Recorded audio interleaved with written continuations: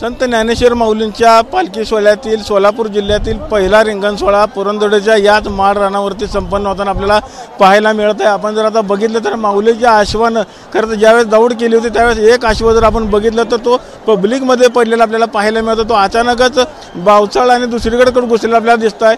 आश्वाला आपण बघू शकतो की धावता देखील येत नाही, तो आश्व आता तिथे पडलेला आपल्याला पाहायला मिळत आहे। खरं तर आश्वाचे 3 राऊंड पूर्ण व्हायला पाहिजे, मात्र आज पहिल्याच राऊंडमध्ये खरं तर आश्वानं खरं तर पडून कुठेतरी अपशकून झाला असल्याच्या भावना भाविकांनी खरं तर व्यक्त केलेल्या।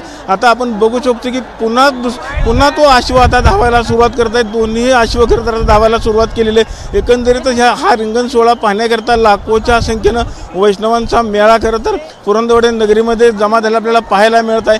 सकाळपासूनच खरं तर भाविकांनी याच ग्राउंडवरती खरं तर मोठ्या प्रमाणात गर्दी देखील केलेली आपल्याला पाहायला मिळत आहे। खरं तर हा रिंगण सोहळा करत असताना ज्यावेळेस आश्व धावतो त्यावेळेस आश्वाच्या टापाखालची जी माती आहे ती माती आपल्या कपाळी लावण्याकरता भाविक मोठ्या प्रमाणामध्ये खरं तर गर्दी करत असतात। आपण बघू शकतो की आश्व धावल्यानंतर त्याच्या टापाखालची जी माती आहे ती घेण्याकरता खरं तर भाविकांनी मोठी गर्दी केलेली आहे। कारण भाविकांची श्रद्धा असते की जो आश्व धावला त्या आश्वावरती खरं तर माऊलीची विराजमान झाली की काय अशी खरं तर त्यांची श्रद्धा असते। त्यामुळे ती माती घेऊन खरं तर आपल्या घरी देखील ते भाविक घेऊन जात असतात आणि शेतामध्येही जर माती टाकली तर आपल्या उत्पन्नामध्ये दुपटीनं वाढ होत असते किंवा प्रगती होत असते, अशी देखील भावना खरं तर या भाविकांची असते। आपण बघू शकतो की आता हा रिंगण सोहळा खरं तर पूर्ण झालेला आपल्याला पाहायला मिळतो।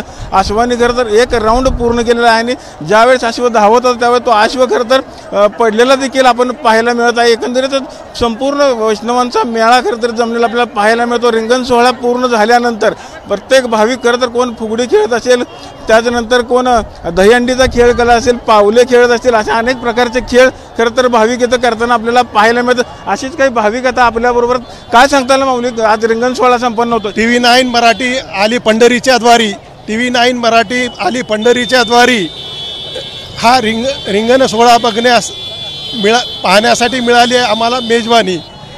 तरी प्रतिवर्षाप्रमाणे यावर्षी सुद्धा आम्ही हा रिंगण सोहळा बघण्यास आलो आणि या माऊलीच्या आश्वाच्या पायाखालची माती आम्ही घेऊन घरी जातो आणि ती माती आमच्या शेतात टाकल्यामुळे आमचं शेतीमध्ये भरभराट होते आणि माऊलीचा आशीर्वाद लाभतो। अजून काही भाविक आपल्याबरोबर ते देखील पहिल्यांदाच खरं तर वारीला आलेले आहेत। काय वाटलं हा रिंगण सोहळा बघून? खरं तर हा रिंगण सोहळ्याचा अनुभव सांगता येण्यासारखा नाही आहे, तो अनुभवायचा अनुभव आहे। खरं तर जसं म्हटलं जातं की जो अश्व आहे जो ज्ञानेश्वरांचा आहे आणि जेव्हा पालखीमध्ये असते आणि अश्वत्थामा जेव्हा स्वतः भोवती रिंगण घालतात म्हणजे ज्ञानेश्वर स्वतः त्या अश्वत्थामावर विराजमान होतात, असं वारकरी संप्रदायांची एक भावना आहे आणि तो भक्तिरस आपल्याला या सोहळ्यात पाहायला मिळतो। म्हणजे स्वतः ज्ञानेश्वर माऊली आपल्या अश्वत्थामावर बसून स्वतः भोवती रिंगण घालतात अशी भावना आहे। आणि मग त्यामुळे जेव्हा भगवंत स्वतः रिंगण घालतायत त्यामुळे भगवंतांच्या पायाची माती धूळ जी आपण म्हणतो ती भाविक भक्तिभावाने आपल्या घरी घेऊन जातात, कामाच्या ठिकाणी शेताच्या ठिकाणी ती ठेवतात जेणेकरून भरभराट होईल।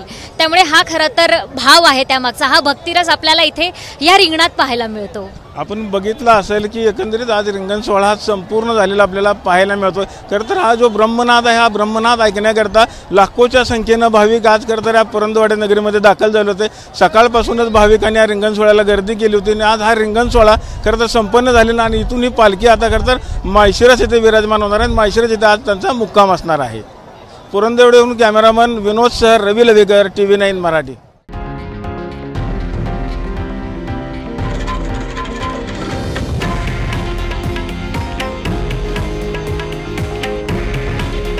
हे आहे देशातील नंबर 1 न्यूज नेटवर्क आणि आपण पाहत आहात TV9 मराठी। काळजी तुमची, हित महाराष्ट्राचं।